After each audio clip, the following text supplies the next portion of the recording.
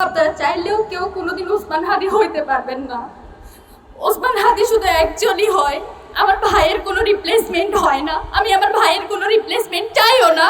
আমাদের চোখে শুধু অশ্রু দেখতেছেন, আমাদের বুকের ভিতর যে পার হচ্ছে এটা আপনারা এখনো দেখেন নাই, এটা দেখার সাহসও করেন না কেউ। এবং এই মিডিয়াতে যারা বিভিন্ন বয়ান উৎপাদনের মাধ্যমে আমার ভাইকে হত্যাযোগ্য করার চেষ্টা করেছে, উল্লাস করেছে, যারা বিজয় উদযাপন করেছে, আমি তাদের সবাইকে চিহ্নিত করে রাখছি। আল্লাহ যদি আমাদেরকে বাঁচায় রাখে, ইনকিলাব মঞ্চ যদি বেঁচে থাকে, বাংলাদেশে কালচারাল ফেসিজম যারা কায়েম করতেছেন আপনাদের সবার জন্য আমরা সারা জীবন শত্রু হয়ে থাকবো, এটা মাথায় রাখবেন। আমি আপনাদের কাছে এটাই দোয়া করব, আপনারা যে যেখানে আছেন, আমরা আওয়ামী লীগের প্রশ্নে সবসময় সবাই এক থাকি। আমরা এটুকুই এক্সপেক্ট করি আপনারা ভোটের রাজনীতির জন্য প্লিজ আমাদের এই সব যে কয়টা মানুষ আছে, যে কয়টা মানুষ এখনো দেশের স্বাধীনতা সার্বভৌমত্বকে টিকায় রাখার জন্য করে যাচ্ছে, সেই কয়টা মানুষকে প্লিজ আপনারা বিসর্জন দিয়েন না নিজেদের এই ঠুনকো ভোটের কারণে। বাংলাদেশের স্বার্থ আপনাদের এই ভোটের চেয়ে অনেক বেশি, আপনাদের নিজস্ব যে ব্যবসা বাণিজ্য সেসবের চেয়ে অনেক বেশি বাংলাদেশের স্বাধীনতা সার্বভৌমত্বের যে দাম সেটা প্লিজ আপনারা বিসর্জন দিবেন না, সেটা বিক্রি করে দিবেন না। বাংলাদেশের প্রশ্নে, স্বাধীনতা সার্বভৌমত্বের প্রশ্নে ওসমান হাদি যেভাবে ভোকাল ছিল, আপনারা তার এই ঢাকা ৮-এর আসনে আসার কারণে এবং তার যে বয়ানগুলো ছিল, তার যে কথাগুলো ছিল, সেগুলোর কারণে আজকে তার এই অবস্থা। আল্লাহর কাছে শুধু এইটুকু দোয়া করবেন, আল্লাহ যাতে আমাদেরকে ওসমান হাদিকে যে স্বাধীনতা সার্বভৌমত্বের পক্ষে তিনি যেভাবে কথা বলতেন সেভাবে যাতে তাকে ফেরত দেয়। আর আপনাদের সবার উদ্দেশ্যে বলি, এখানে সকল রাজনৈতিক দল মত সবাই উপস্থিত আছেন। আপনারা গত ১ বছর ধরে আওয়ামী লীগ পালিয়ে যাওয়ার পরেও আপনারা যে কাজটা করতে পারেন নাই, আপনারা কালচারাল ফেসিজমকে অ্যাড্রেস করতে পারেন নাই। বাংলাদেশে একটা মানুষ, শুধুমাত্র একটা মানুষ বেড়েছিল এবং আজকে সেটার প্রতিদান তাকে এইভাবে দিতে হচ্ছে। আপনারা যত সুশীলতা করছেন সেটার প্রতিদান আমার ভাইকে দিতে হচ্ছে। আপনারা যেভাবে মিডিয়াকে তথ্য সন্ত্রাসের মাধ্যমে বারবার যেভাবে নেগেটিভ উৎপাদন করছে, সেইটার পক্ষে যে আপনারা সম্মতি উৎপাদন করছেন সেইটার প্রতিদান আমার ভাইকে দিতে হচ্ছে। আমরা কিচ্ছু ভুলে যাচ্ছি না। আমরা জানি মিডিয়াতে কে কে উল্লাস করেছে। গত 2 দিন আমাদের চোখে শুধু অশ্রু দেখতেছেন, আমাদের বুকের ভিতর যে পার হচ্ছে এটা আপনারা এখনো দেখেন নাই, এটা দেখার সাহসও করেন না কেউ। আমার ভাই ফেরত আসবে, বাংলাদেশের স্বাধীনতা সার্বভৌমত্বের পক্ষে কথা বলবে এবং এই মিডিয়াতে যারা বিভিন্ন বয়ান উৎপাদনের মাধ্যমে আমার ভাইকে হত্যাযোগ্য করার চেষ্টা করেছে, আমার ভাইয়ের জীবন মৃত্যুর সন্ধিক্ষণে যারা বারবার উল্লাস করেছে, যারা বিজয় উদযাপন করেছে, আমি তাদের সবাইকে চিহ্নিত করে রাখছি। আল্লাহ যদি আমাদেরকে বাঁচায় রাখে, ইনকিলাব মঞ্চ যদি বেঁচে থাকে, বাংলাদেশে কালচারাল ফেসিজম যারা কায়েম করতেছেন আপনাদের সবার জন্য আমরা সারা জীবন শত্রু হয়ে থাকবো, এটা মাথায় রাখবেন। আমি আপনাদের কাছে এটাই দোয়া করব, আপনারা যে যেখানে আছেন, আমরা আওয়ামী লীগের প্রশ্নে সবসময় সবাই এক থাকি। আমরা এটুকুই এক্সপেক্ট করি আপনারা ভোটের রাজনীতির জন্য প্লিজ আমাদের এই সব যে কয়টা মানুষ আছে, যে কয়টা মানুষ এখনো দেশের স্বাধীনতা সার্বভৌমত্বকে টিকায় রাখার জন্য করে যাচ্ছে, সেই কয়টা মানুষকে প্লিজ আপনারা বিসর্জন দিয়েন না নিজেদের এই ঠুনকো ভোটের কারণে। বাংলাদেশের স্বার্থ আপনাদের এই ভোটের চেয়ে অনেক বেশি, আপনাদের নিজস্ব যে ব্যবসা বাণিজ্য সেসবের চেয়ে অনেক বেশি বাংলাদেশের স্বাধীনতা সার্বভৌমত্বের যে দাম সেটা প্লিজ আপনারা বিসর্জন দিবেন না, সেটা বিক্রি করে দিবেন না। বাংলাদেশের প্রশ্নে, স্বাধীনতা সার্বভৌমত্বের প্রশ্নে ওসমান হাদি যেভাবে ভোকাল ছিল, আপনারা তার ঢাকা ৮-এর আসনে আসার কারণে এবং তার যে বয়ানগুলো ছিল, তার যে কথাগুলো ছিল, সেগুলোর কারণে আজকে তার এই অবস্থা। এবং আমি, জাবের ভাই, আমাদের ইনকিলাব মঞ্চের যত মেম্বার আছে, আমরা আপনাদের সাথে নিয়ে সংগ্রাম জারি রাখবো এবং ওসমান হাদিকে ইনশাআল্লাহ আমরা সংসদে পাঠাবো। আপনাদের সবার দোয়া চাই, আপনারা সবাই আমার ভাইয়ের জন্য দোয়া করবেন। আমরা সত্যিকার অর্থেই অত্যন্ত ভারাক্রান্ত।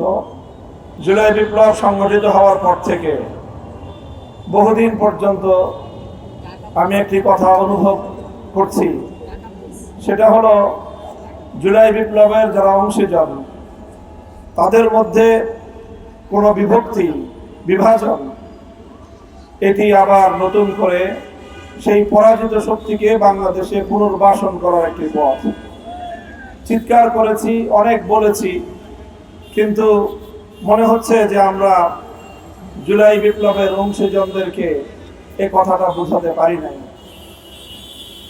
আমাদের এই চিৎকার চেঁচামেচি ব্যর্থ হয়েছে। শরীফ ওসমান হাদির এই রক্ত, তার মাথায় বিদ্ধ এই বুলেট, এটা যদি অন্তত এখন বাংলাদেশের জুলাই বিপ্লবের সকল অংশীজন, বিগত ফ্যাসিবাদী আমলে যারা মাজলুম হয়েছেন সেই সকল পক্ষ শক্তিগুলো যদি আবার নিজেদেরকে একটু খুঁজে পাওয়ার চেষ্টা করেন, সেই জুলাই বিপ্লবের চেতনাটাকে যদি আপনারা আপনাদের হৃদয়ের গহীন থেকে আরেকবার একটু জাগ্রত করার চেষ্টা করেন, তাহলে হয়তো আগামীর বাংলাদেশ বেঁচে যাবে। বাংলাদেশটা যদি বেঁচে যায়, ওসমান হাদিরা বেঁচে থাকবে। আমরা আশা করি আমাদের এই ভাই শরীফ ওসমান হাদিকে ইনশাআল্লাহ, আমার প্রত্যাশা, আমার আশাবাদ যে আল্লাহ পাক রব্বুল আলামিন তাকে শতগুণ শক্তিশালী করে আগামীর বাংলাদেশের স্বাধীনতা এবং বাংলাদেশের অস্তিত্বকে রক্ষার এক প্রতিবাদী মুখ হিসেবে নেতৃত্বের জন্য আল্লাহ তাকে আবার আমাদের মাঝে ফিরিয়ে আনবেন ইনশাআল্লাহ। আমরা কায় মনে মহান রব্বুল আলামিনের কাছে সেই প্রত্যাশা ব্যক্ত করছি এবং আমি শপথ করতে চাই যে আমাদের এই চেতনাটাকে, শরীফ ওসমান হাদি যেই চেতনাকে ধারণ করে তার এই চরম মূল্য পরিশোধ করলো, আমরাও যদি আমাদের হৃদয়ে সেই চেতনা ধারণ করতে পারি, তাহলে আসলে আমাদের এই কথা, আমাদের এই প্রার্থনা এবং আমাদের এই বক্তব্য এটা সার্থক হবে। আর আমরা যদি তার সেই চেতনাকে ধারণ করতে না পারি, তাহলে শুধু কুমিরের মতো কান্না করে শুধু অশ্রু ঝরবে, সত্যিকার অর্থে আমরা ওসমান হাদিকে ওন করতে পারবো না। তাই আজকে আমি আমার সারা দেশের সকল দেশপ্রেমিক জনতাকে উদাত্ত আহ্বান জানাবো, শরীফ ওসমান হাদির জন্য আমাদের আজকে এমন একটি ঐক্যবদ্ধতার প্রয়োজন, এমন প্রতিবাদের প্রয়োজন, যেন যারা ওসমান হাদিকে হত্যা করে বাংলাদেশকে ভয় পাইয়ে দিতে চেয়েছিল, তারা যেন একটি বার্তা পায়, এক ওসমান হাদিকে যদি হত্যা করা হয়, তার চেতনা বাংলাদেশের প্রতিটি ঘরে ঘরে ছড়িয়ে পড়বে। আমি সেই প্রত্যাশা ব্যক্ত করি। আবারও মহান আল্লাহ পাক রব্বুল আলামিনের দরবারে আমি আমাদের ভাইয়ের নেক হায়াত, সুস্থতার সাথে তার হায়াত কামনা করি এবং এই জন্য আমি সকলকে বলবো, আমাদের সবচেয়ে বেশি আল্লাহর কাছে দোয়া করা দরকার এবং প্রয়োজনে সাদাকা করে করে আমাদের ভাইয়ের পক্ষ থেকে আল্লাহ যেন এই সাদাকার বিনিময়ে আমাদের জাতির উপর থেকে এই বিপদকে আল্লাহ পাক দূরে সরিয়ে দেন এবং তিনি যেন সুস্থ হয়ে আবার আমাদের মাঝে ফিরে আসেন। আসসালামু আলাইকুম ওয়া রাহমাতুল্লাহ। দিল্লিকে কুকুর শব্দ আখ্যায়িত করা হয়েছে, যার কলমে বাংলাদেশের শাহবাগ ধসে গিয়েছে।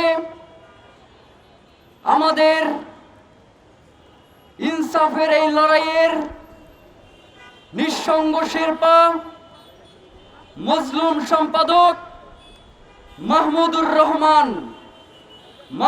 রহমানকে জুলাই আন্দোলনে যারা শহীদ হয়েছেন সেই সকল শহীদ পরিবারের পক্ষ থেকে